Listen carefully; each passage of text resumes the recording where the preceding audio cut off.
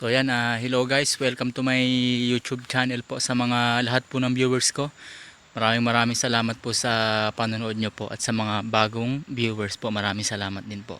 Kung atin pong mapapansin yung paligid, wala po talagang mga katao-tao dito. Masyado na pong liblib ito. Masyado na malayo sa komunidad. Kailangan natin dito mag-iingat kasi baka mamaya may ahas na bigla pong lumabas. So samahan nyo lang po ako at atin pong tunghayan kung ano po ang naroon dun po sa dulo ng baba ng daanan pong ito guys.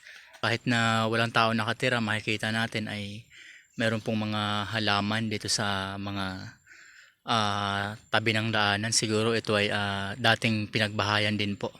Meron din po silang nilagay dito na gabay-gabay para kung sakali na madulas po yung daanan ay meron pong kakapitan po yung tao. Tingnan po natin kung gaano kaganda yung tinatagong kagandahan ng ating kalikasan.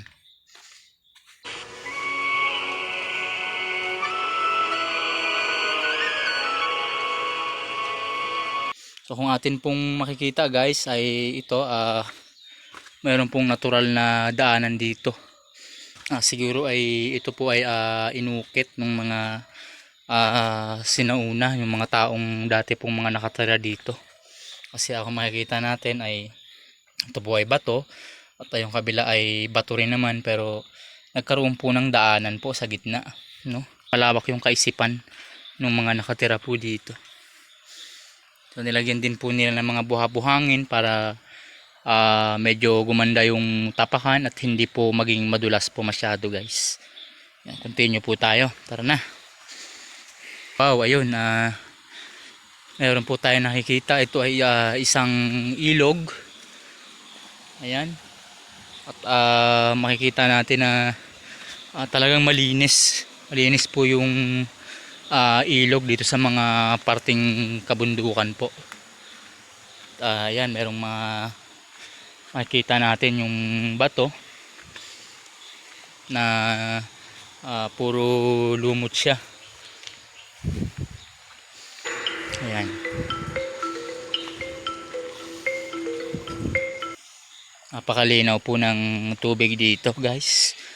Ito po atin pong makikita na mayroon din dito pong tubo po ito ng tubig. Nakakonekta po ito dun sa parting itaas po ng ilog, at ang sinusuplayan po ng tubo na ito o tubig ay isang buong barangay po. Nakakonekta po itong tubo na to doon sa mayroong pong bukal doon sa itaas po, no? So ayun, kung kanina ay lumusong po tayo at naglakad po tayo sa pantay na daan, ngayon naman po guys ay babawian naman po tayo dahil sobrang tarik po ng ating dadaanan po.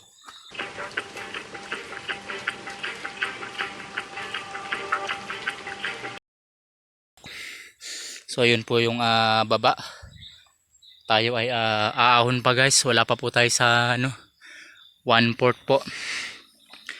Talagang believe po ako sa mga taong taga rito dahil natitiis po nila.